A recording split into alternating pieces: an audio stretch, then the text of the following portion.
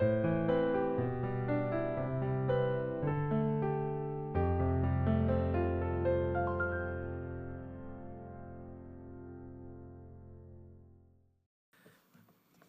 함께 기도하시면서 5월 11일 매일 주심 기도회 주님 앞에 드리도록 하겠습니다. 사랑하는 하나님, 날마다 눈을 뜨며 주님을 바라보게 하심을 감사드립니다. 세상에 많은 일들이 있고 우리의 마음을 분주하게 하는 수많은 소음 속에서도 세밀한 하나님의 음성 듣기 원하여 주님 앞에 나오는 주의 자녀들을 기억하여 주시옵소서. 이 세상의 그 어떤 만족보다 주님이 더 귀하다 고백하게 하시고 다른 기쁨보다 주님을 찬양하며 기도할 수 있음이 가장 큰 기쁨임을 선포할 수 있는 주의 백성들 되기를 원합니다. 전능하신 하나님, 특별히 사업의 어려움으로, 일상의 치열함으로, 재정의 어려움으로 주님의 도우심이 필요한 교우들이 있습니다. 무엇보다 어떤 상황이다 하여도 하나님을 향한 신뢰와 믿음과 소망을 잃지 않게 하여 주시옵소서. 인생의 무게와 번잡함 때문에 하나님의 평안을 빼앗기지 않게 하시고 폭풍 속에서도 함께 하시는 주님 손 꼭 잡고 담대히 살아내는 주의 자녀들 되게 하여 주시옵소서. 사람들 앞에 보이기 부끄럽고 나누기 어려운 마음들이 있습니다. 하나님은 아시오니 그들의 어두움과 연약함을 긍휼히 여겨주시고 또 말씀하셔서 빛 대신 예수의 손을 놓지 않도록 날마다 동행하여 주시옵소서. 여호와 이레의 하나님, 때로는 하나님의 공급하심이 너무나 절실할 때가 있습니다. 길이 없는 것 같고 막막할 때가 있습니다. 보지 못하는 길이 있다면 보게 하시고 눈앞에 모든 방법이 막혀 있을 때 주님께서 열어놓으신 새로운 길을 찾아낼 수 있는 하늘의 지혜와 믿음의 눈을 뜨게 하여 주시옵소서. 하나님이 주신 모든 복으로 이웃을 사랑하고 교회를 사랑하게 하여 주시옵소서. 내 안에 꼬여버리고 정체되어 버린 하늘의 복이 아니라 더 낮은 곳으로 흐르는 삶이 되게 하여 주시옵소서. 말씀하신 하나님, 오늘 이 시간 우리 모두에게 필요한 말씀을 허락하여 주시옵소서. 겸손히 마음을 열어 주님의 음성을 듣게 하시고 바르게 반응하며 살아내는 말씀 되게 하여 주시옵소서. 감사드리며 우리의 주인 되신 예수님의 이름으로 기도드립니다. 아멘. 오늘 함께 나누실 하나님의 말씀은 민수기 26장 52절로 65절까지의 말씀입니다. 저희 여러분 한 절씩 교독하시고 마지막 65절은 함께 읽도록 하겠습니다. 하나님의 말씀입니다. 여호와께서 모세에게 말씀하여 이르시되 이 명수대로 땅을 나누어 주어 기업을 삼게 하라. 수가 많은 자에게는 기업을 많이 줄 것이요 수가 적은 자에게는 기업을 적게 줄 것이니 그들이 계수된 수대로 각기 기업을 주되 오직 그 땅을 제비 뽑아 나누어 그들의 조상 지파의 이름을 따라 얻게 할지니라. 그 다소를 막론하고 그들의 기업을 제비 뽑아 나눌지니라. 레위인으로 계수된 자들의 종족들은 이러하니 게르손에게서 난 게르손 종족과 고핫에게서 난 고핫 종족과 무라리에게서 난 무라리 종족이며 레위 종족들은 이러하니 림니 종족과 헤브론 종족과 말리 종족과 무시 종족과 고라 종족이라. 고합은 아브라함을 낳았으며 아브라함의 처의 이름은 요게벳이니 레위의 딸이요 애굽에서 레위에게서 난 자라. 그가 아브라함에게서 아론과 모세와 그의 누이 미리암을 낳았고 아론에게서는 나답과 아비후와 엘르아살과 이다말이 났더니 나답과 아비후는 다른 불을 여호와 앞에 들이다가 죽었더라. 1개월 이상으로 계수된 레위인의 모든 남자는 23,000명이었더라. 그들은 이스라엘 자손 중 계수에 들지 아니하였으니 이는 이스라엘 자손 중에서 그들에게 준 기업이 없음이었더라. 이는 모세와 제사장 엘르아살이 계수한 자라. 그들이 여리고 맞은편 요단가 모압 평지에서 이스라엘 자손을 계수한 중에는 모세와 제사장 아론이 시내 광야에서 계수한 이스라엘 자손은 한 사람도 들지 못하였으니 이는 여호와께서 그들에게 대하여 말씀하시기를 그들이 반드시 광야에서 죽으리라 하셨음이라. 이러므로 여분네의 아들 갈렙과 눈의 아들 여호수아 외에는 한 사람도 남지 아니하였더라. 아멘. 네, 오늘도 이른 아침에 또 예배 자리 또 기도의 자리 가운데 나오신 여러분 정말 하나님의 기쁨인 줄 믿습니다. 2차 인구 조사가 실시가 되었죠. 2차 인구 조사는 가나안 입성을 바로 직전에 두고 모압담 시딤이라는 곳에서 진행이 되었습니다. 옛 광야 1세대에 속한 이스라엘 백성의 바로 전문맥에서 연병으로 2만 4천 명이 죽어나간 재앙이 있은 직후에 실시된 것입니다. 그렇기 때문에 이 2차 인구 조사는 그 사람들의 어떤 힘과 우리가 이 정도의 숫자가 있습니다라는 것을 과시하려는 인간적인 업적을 찬양하기 위한 것이 절대 아니었습니다. 2차 인구 조사는 철저히 신실하신 하나님이 이스라엘 백성들을 지난 40여 년 동안 어떻게 인도하시고 지키셨고 보호하셨는지를 드러내고 증거하는 장치입니다. 광야를 유량하던 출애굽 세대가 불신과 불순종으로 인해 광야에서 생을 마감하고 역사의 뒤편으로 사라져갔지만 하나님께서는 언약을 성실히 성취하시며 은혜로서 새로운 이스라엘을 다시 세우셨다라는 것을 이 2차 인구조사를 통해서 보게 합니다. 그렇게 하나님의 백성은 하나님이 허락하신 가나안 땅에서 철저히 하나님께 순종하며 정의롭고 공평한 새 세상을 이루어 가야 하는 책임이 있었습니다. 그 기초를 땅을 분배하는 일로부터 시작하고 있는 것입니다. 하나님은 바로 그 시점에 그들이 발을 들여놓을 가나안 땅을 어떻게 차지하고 분배해야 하는지를 오늘 말씀을 통해 지시하고 또 명령하십니다. 그것은 사람의 많고 적음이 아니었습니다. 힘이 강하고 약함에 의한 것 또한 아니었습니다. 세상적 능력이 얼마나 있고 없고에 관한 것이 아니었다라는 것입니다. 땅의 분배는 철저하게 공평하게 공정하게 이루어져야 했습니다. 그렇기 때문에 그 방법을 자세히 지시하시고 명령하십니다. 땅을 분배하는 원칙을 말씀하고 있는 겁니다. 먼저 인구가 많은 지파가 많은 땅을 할당 받습니다. 그 다음으로는 땅을 오직 제비뽑기에 의해서 분배하라고 명령하십니다. 이 첫 번째 원칙은 쉽게 납득이 됩니다. 사람이 많으면 그만큼 넓은 땅을 분배받는 것이 합리적이라 할 수 있습니다. 그런데 문제는 오직 그 땅을 제비 뽑아 나누라라는 두 번째 원칙은 조금 이해가 어렵습니다. 중요한 일이죠. 앞으로의 미래가 달려있고 앞으로 살아갈 삶의 터전을 결정하는 일인데 그것을 제비를 뽑아 결정한다는 것이 과연 합리적일까 하는 생각이 듭니다.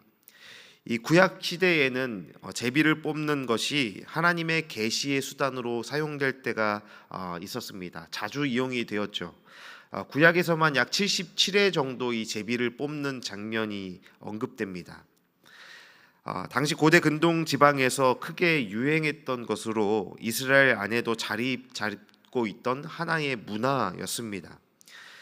이스라엘 백성들은 아주 다양한 경우의 제비를 뽑았습니다. 범죄한 범인을 찾아낼 때, 또 하나님의 뜻을 알고자 분별하고자 할 때, 종교적으로 의문을 해결하고자 할 때, 초대 왕을 선정할 때, 성전 음악을 담당한 자들의 직임을 결정할 때, 또 성전 문지기를 결정할 때 제비를 뽑아 결정을 하였습니다.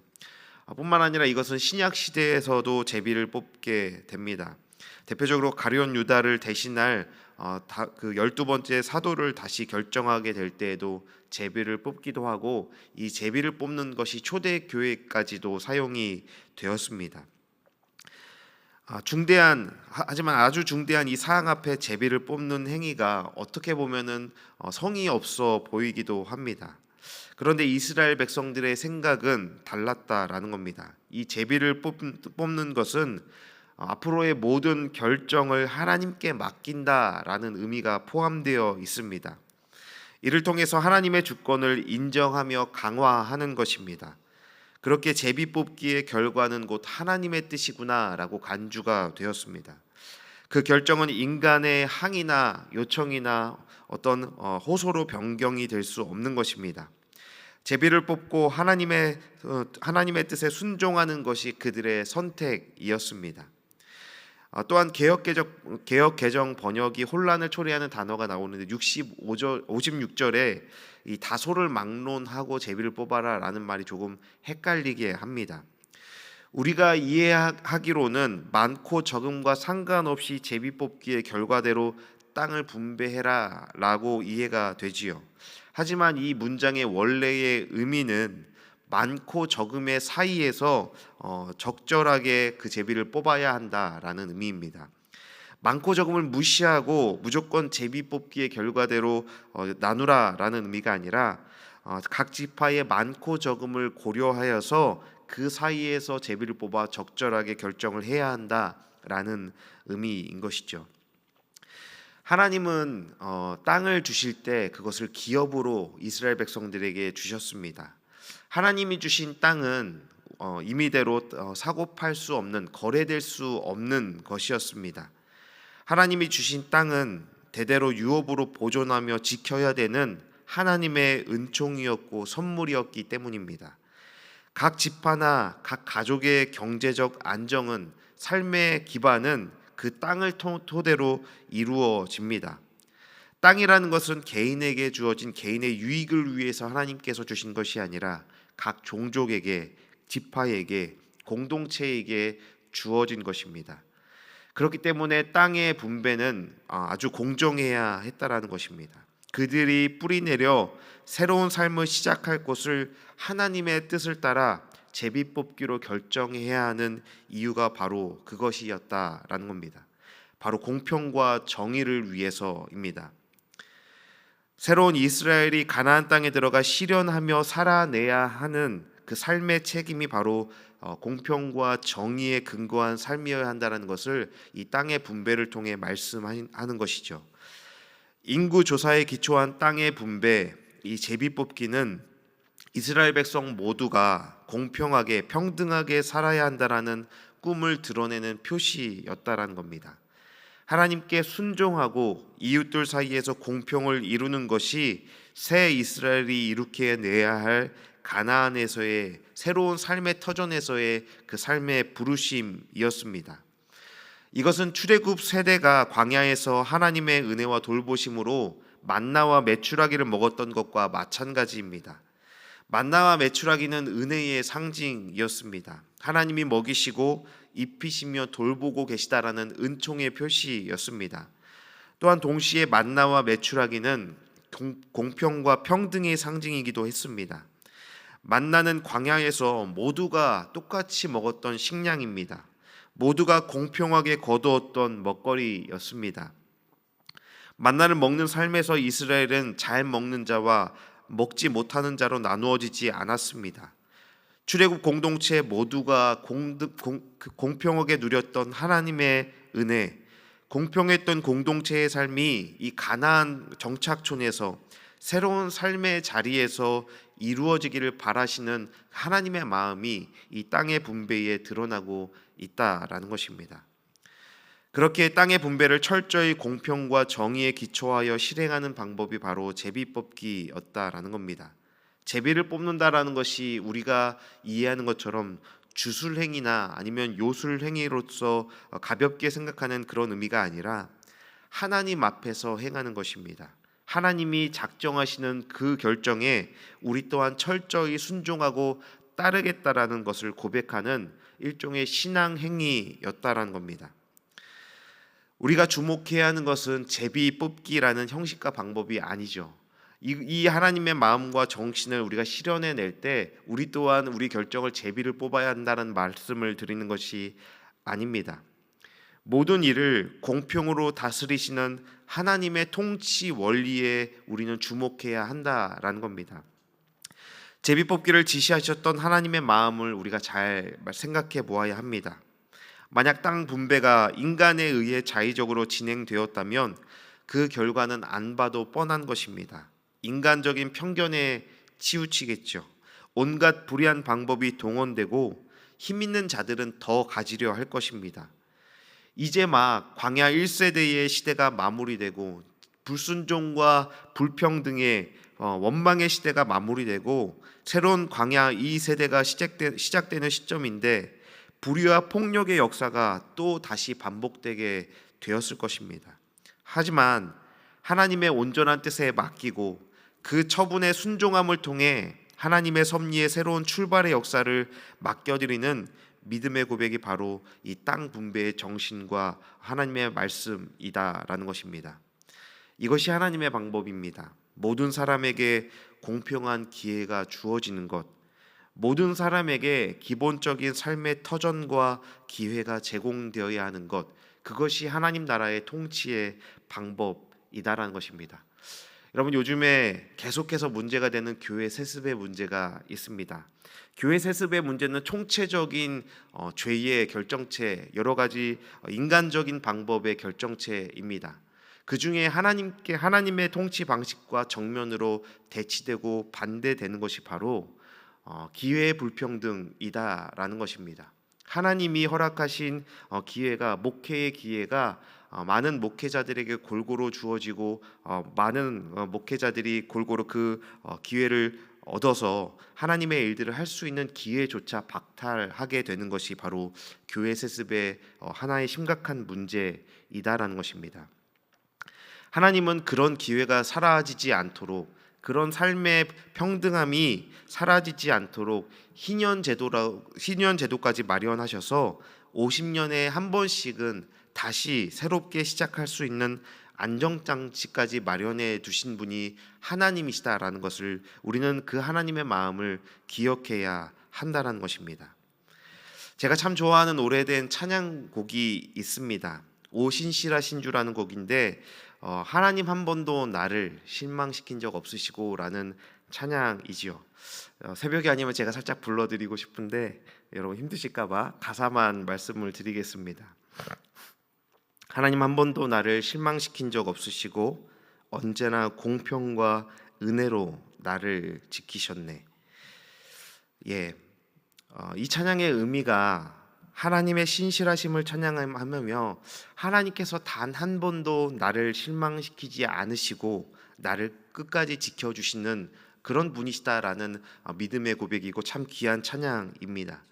그런데 제가 이 찬양을 특별히 더 좋아하는 이유가 있습니다. 그것은 언제나 공평과 은혜로 나를 지키신다라는 고백 때문입니다. 하나님이 은혜로 나를 지키신다라는 가사는 익숙하지요. 여러분, 그런데 공평으로 나를 지키신다라는 의미를 생각해 본 적 있으십니까? 이 찬양의 의미가 공평으로 나를 지키신다라는 것이 어떤 의미이겠습니까?